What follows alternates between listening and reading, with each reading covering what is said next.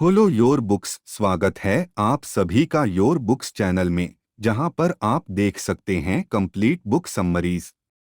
मेरा नया video Benjamin Graham की बुक द इंटेलिजेंट इन्वेस्टर पर आधारित है।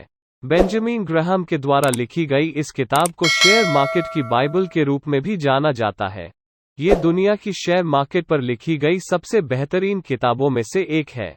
बेंजामिन ग्राहम प्रसिद्ध अरबपति इन्वेस्टर, वॉरेन बफेट के सलाहकार और प्रोफेसर भी थे। हम सबको पता है कि ज्यादातर लोग शेयर मार्केट में अपना पैसा इन्वेस्ट करने से डरते हैं, जबकि ये कहा जा सकता है कि अमीर बनने के लिए अगर शेयर मार्केट में पैसे इन्वेस्ट किए जाए तो ये एक बहुत अच्छा माध्यम साबित हो सकता है। बड़े से बड़े इन्वेस्टर्स ने इस किताब में दी गई तकनीकों के माध्यम से अपने शेयर मार्केट के रिस्क यानी जोखिमों को कम करने और ज्यादा से ज्यादा फायदा हासिल करने में सक्सेस प्राप्त की है। मैंने कोशिश की है कि इस किताब के अंदर लिखी हुई हर जरूरी बात आपको बता सकूं ताकि कुछ भी रह न जाए और आप इस किताब के अंदर लिखी हुई बातों से ज्यादा फायदा उठा सकें। तो चलिए शुरुआत करते हैं। सबसे पहले हम जानते हैं कि शेयर मार्केट क्या होता है। बहुत से लोग सोचते हैं कि शेयर मार्केट वो जगह है या ऐसा बाजार है जहां पैसों को इन्वेस्ट किया जाता है। लोग मानते हैं कि इन्वेस्ट करना उसे कहते हैं जब हम अपना कुछ पैसा शेयर मार्केट में लगा देते हैं और छोड़ देते हैं, चाहे फायदा हो या नुकसान। जबकि बेंजामिन ग्राहम के अनुसार एक अच्छा इन्वेस्टमेंट मार्केट आपके पूरे पैसे को प्रॉफिट के साथ वापसी का विश्वास देता है अगर थोड़ी सी समझदारी से इन्वेस्ट किया जाए। बेंजामिन ग्राहम कहते हैं कि शेयर मार्केट में पैसा लगाकर सिर्फ वही लोग नुकसान उठाते हैं जो अपने पैसे को शेयर मार्केट में कैसे इन्वेस्ट किया जाए इस बारे में पूरी इन्फॉर्मेशन नहीं रखते हैं। जो व्यक्ति अपनी फीलिंग्स पर कंट्रोल नहीं रख पाते, वे शेयर मार्केट से फायदा कमाने के मामले में कमजोर साबित होते हैं। बेंजामिन लिखते हैं कि अपना पैसा इन्वेस्ट करने के लिए आप बहुत ज्यादा इंटेलिजेंट हो या आपका आईक्यू लेवल बहुत ज्यादा हो, इसकी जरूरत नहीं है। और ये भी जरूरी नहीं है कि आपने शेयर मार्केट में पैसा लगाने के लिए कोई कोर्स किया हो, बल्कि इसमें डिसीजन लेने के लिए एक एवरेज नॉलेज और शेयर मार्केट के अप्स एंड डाउन्स को अच्छे से समझने की जरूरत है। बस सही फैसला और अपने इमोशनल डिसीजंस को सीमित करने की जरूरत है। यह किताब सही तरीके से यह बताती है कि किस तरह इन्वेस्ट किया जाए और ज्यादा से ज्यादा फायदा कमाया जाए।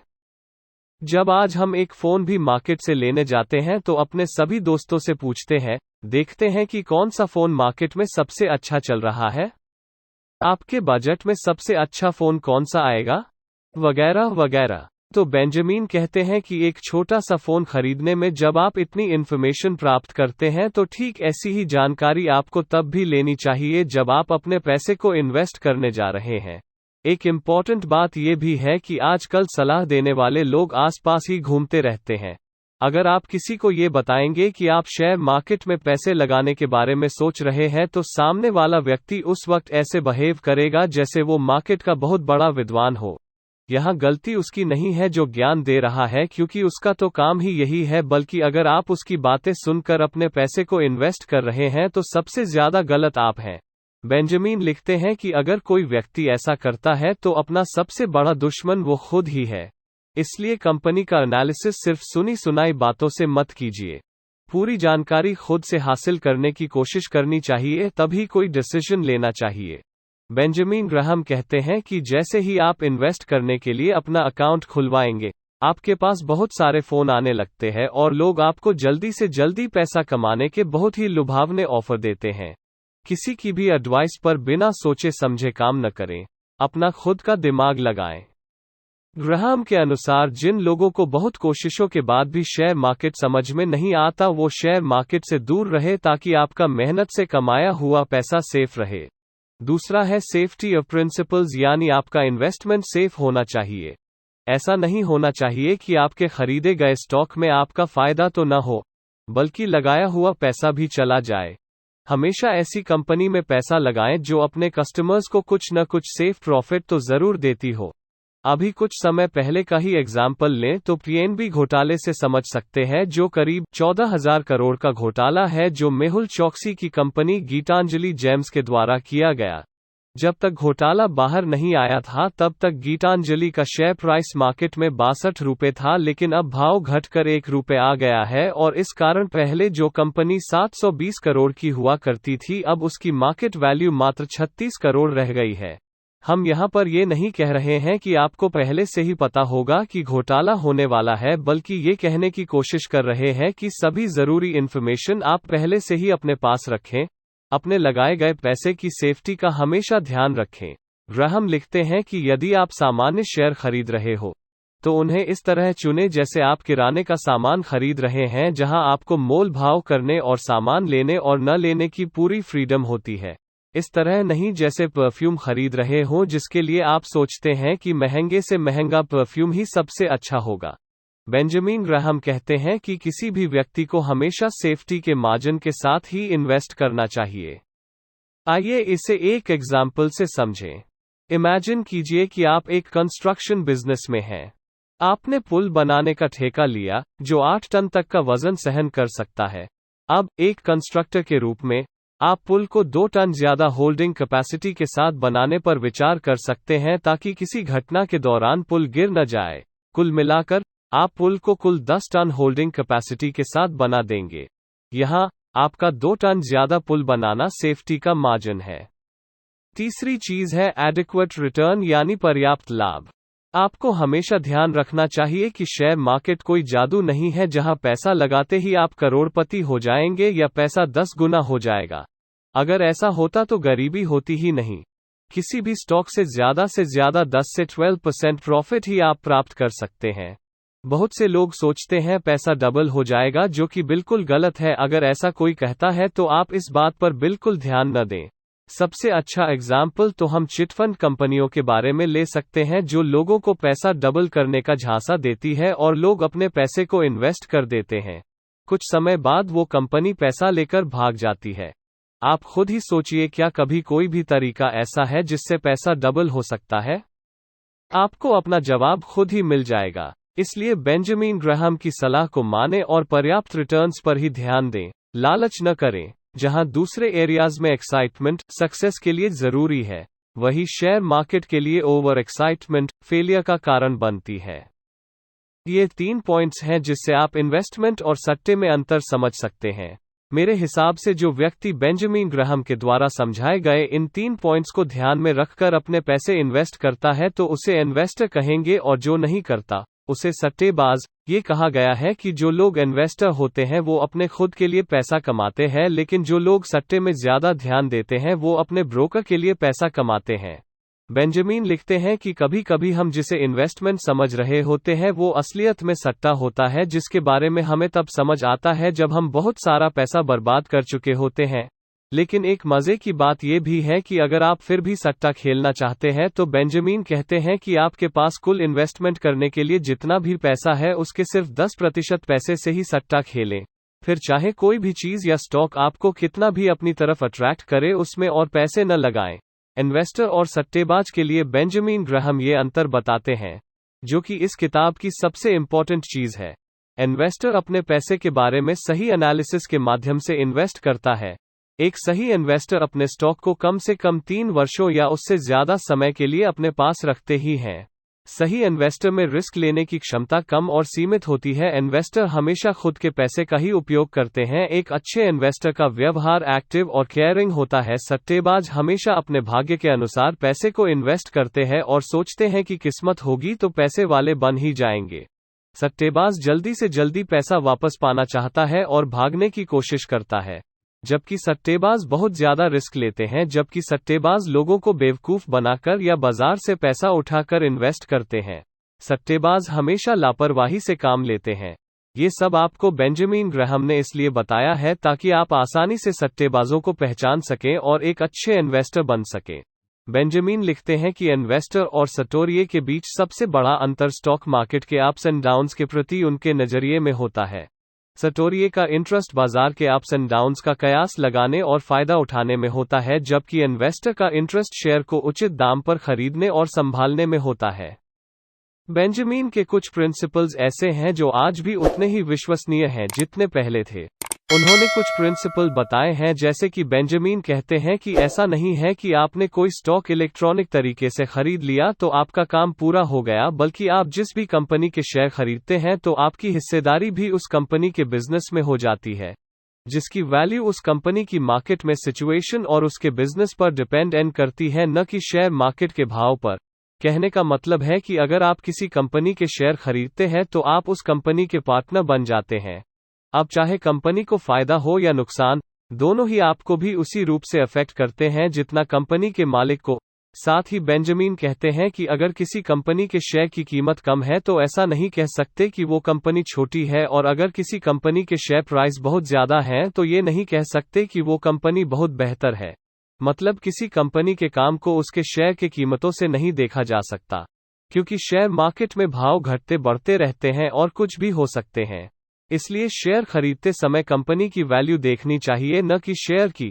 मान लीजिए अब आपको किसी शेयर में इन्वेस्ट करना है तो आप हमेशा अच्छी कंपनी ही चुनेंगे, क्योंकि आप उस कंपनी के पार्टनर होते हैं। BENJAMN लिखते हैं कि ज्यादातर लोग बिना सोचे समझे ऐसे शेयर खरीदने में इंटरेस्ट दिखाते हैं जो तेजी से बढ़ रहे हैं। उन्हें कंपनी और उसके काम से कोई मतलब नहीं होता। उन्हें लगता है कि कंपनी के शेयर तेजी से बढ़ रहे हैं तो यही सबसे अच्छी कंपनी होगी जिसमें लोग पैसा लगा रहे हैं। लेकिन बेंजामिन कहते हैं कि यही इन्वेस्टर को सबसे ज्यादा नुकसान होता है, क्योंकि सभी लोगों की यही सोच होती है और सभी एक साथ जाल में फंस जाते हैं। बेंजामिन के अनुसार शेयर मार्केट एक ऐसी जगह है जहां दुख और खुशी दोनों एक साथ रहते हैं।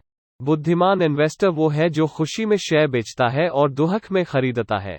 कहने का मतलब है कि जब स्टॉक्स बहुत महंगे होते हैं तो शेयर बेचता है और बहुत सस्ते हो जाते हैं तो खरीदता है। अच्छी खबर के साथ मार्केट ऊपर चला जाता है और बुरी खबर के साथ मार्केट नीचे गिर जाता है। यहाँ एक इंटेलिजेंट इन्वेस्टर शेयर तब खरीदता है जब बहुत सारे लोग डर के कारण अपने शेयर बेच रहे होते हैं, और लोग शेयर तब बेचते हैं जब स्टॉक के भाव अच्छे चल रहे होते हैं। बुक में ग्राहम एक ऐसे व्यक्ति के बारे में एक कहानी बताते हैं जिसे वह श्री मार्केट कहते हैं।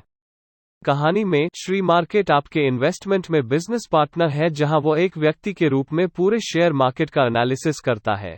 हर दिन श्री मार्केट आपके दरवाजे पर आता है और या तो उसके साथ पार्टनरशिप करने की, या अपनी हिस्सेदारी आपको बेचने की, या आपकी हिस्सेदारी खरीदने की पेशकश करता है। लेकिन यहाँ आपको समझना होगा कि श्री मार्केट एक इमोशनल पर्सन है जो अपने एक्साइटमेंट और निराशा को किसी भी दिन शेयर खरीदने और बेचने के लिए तैयार होने वाली प्राइस को अफेक्ट करता है। मतलब अगर शेयर के दाम नीचे जाएंगे तो भी आप प्रभावित होंगे और शेयर के दाम ऊपर होंगे तो भी आप प्रभावित होंगे।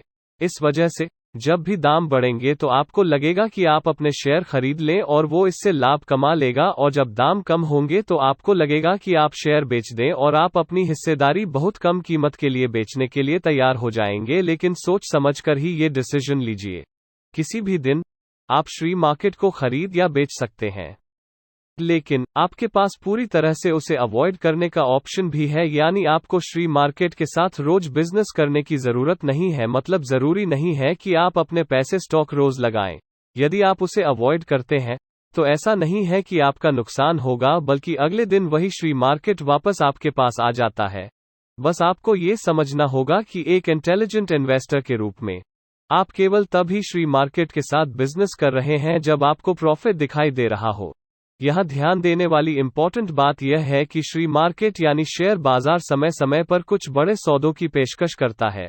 उस वक्त इन्वेस्टर्स को सिर्फ सतर्क रहना पड़ता है और ऑफर आने पर उस बड़े सौदे से प्रॉफिट कमाने के लिए तैयार रहना चाहिए, क्योंकि वो पूरी तरह से अनप्रेडिक्टेबल यानी अप्रत्याशित होता है। एक एग्जाम्पल लेते हैं।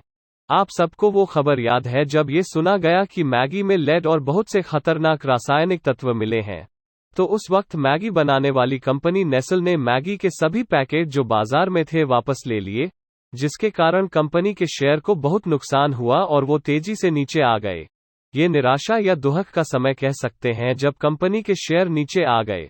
कुछ समय बाद सभी टेस्ट्स को पार करते हुए मैगी फिर से मार्केट में आ गई और उसके शेयर की कीमत पहले से भी ज्यादा बढ़ गई।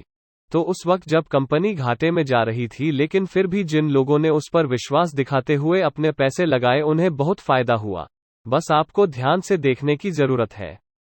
बेंजामिन ग्राहम एक बात और बताते हुए कहते हैं कि आप किसी शेयर से कितना प्रॉफिट कमाते हैं ये पूरी तरह इस बात पर डिपेंड करता है कि आपने शेयर कितने रुपए में खरीदा।